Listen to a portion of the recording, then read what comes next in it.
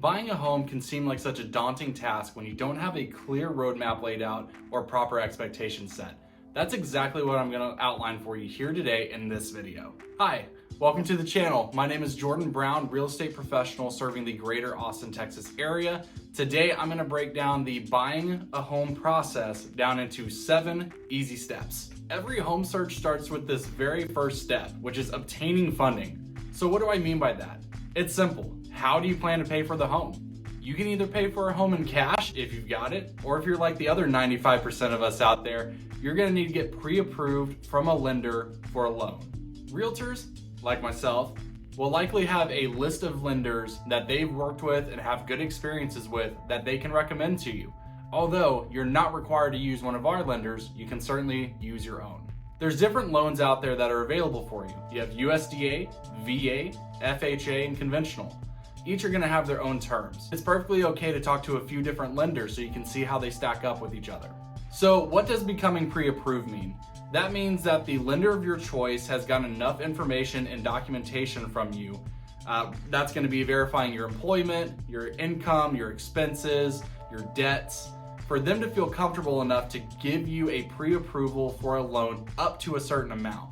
So there's no use in looking at $500,000 homes if you're only pre-approved for $300,000.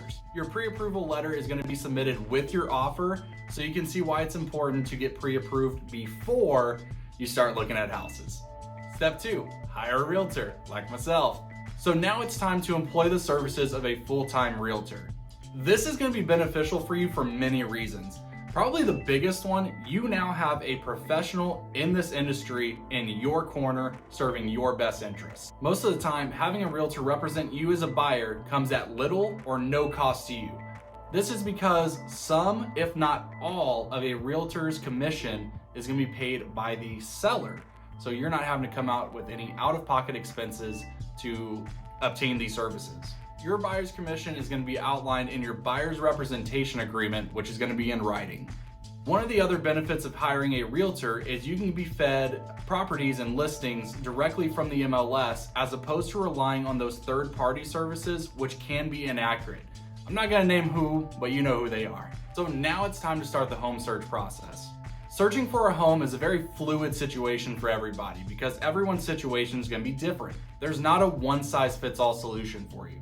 You're also going to want to decide on if you want a new build home or a resold home. If there's a particular neighborhood that you want to live in, you're going to need to know what that average price is. Otherwise, you're just wasting your time. And if it's not going to be a reality to live in that neighborhood, you have 2 options. You can either wait until you can afford it, or you need to expand your search radius. So you found the right home and you're ready to make an offer. This is where having the right realtor is going to come in huge for you. We're going to get together and assess the market conditions to determine if we're going to make an aggressive offer or a competitive offer. So your realtor will write up and explain all the paperwork that's included in this offer. The negotiations might go back and forth between the parties a few times. So in a seller's market, you're going to want to make a competitive offer.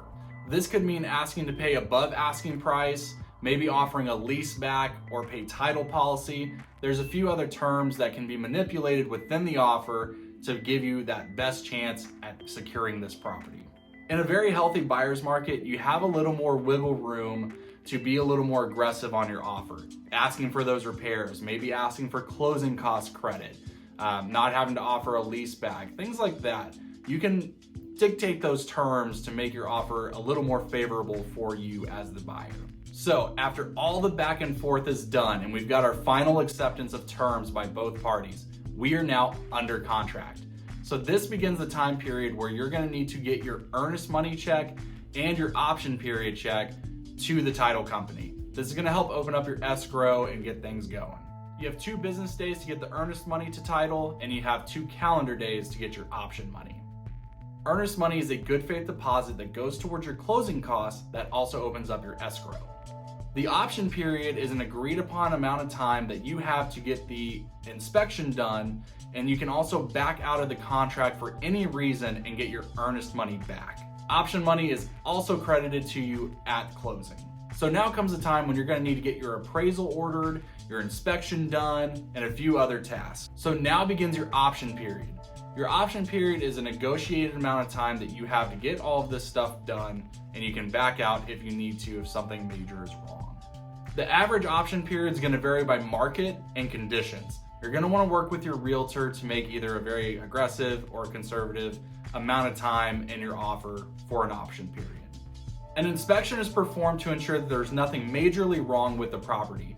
We're talking electrical, plumbing, foundation, roof. Those are really what you're looking for. You don't want to worry about the small things like paint or a smell or something like that, unless it's something serious like a gas leak. Once the inspection is completed, your lender is going to order an appraisal, and this is now the time that you are going to want to get your homeowner's insurance arranged. Your title insurance company will provide a commitment of title insurance to you for review. And then the day arrives. It's closing time. So at closing, you're going to need to bring a picture ID and a certified check for the remaining amount of closing costs due. You'll get that information from your lender. Possession occurs whenever the lender releases funds, and typically you'll get the keys the same day. Closing can be either in person at the title company or it can be remote, which would be via mobile notary. And there you have it. That is how you take the home buying process and make it into 7 easy steps. I'll be doing a video sometime in the near future over what the actual costs look like, but for the purpose of this video, I just wanted to take this crazy, really ominous process that not a lot of people know how it goes and make it simple. If I've done that for you today, I'd love to know in the comments. Like the video and share it with someone that you know who may be on the fence about if they're ready to buy a home. As always, if you or anyone that you know is looking to make the move or buy property in Texas, I would love to be a resource for you. My contact information is going to be in the description below so that you can get a hold of me with any questions you might have, and I can help you make this home buying dream a reality. If you like the content and you want to see more of it, please subscribe to the channel. Make sure to turn on those bell notifications so that you can be notified when I upload new content every single week. Peace, love, and Texas, guys. I'll catch you in the next one.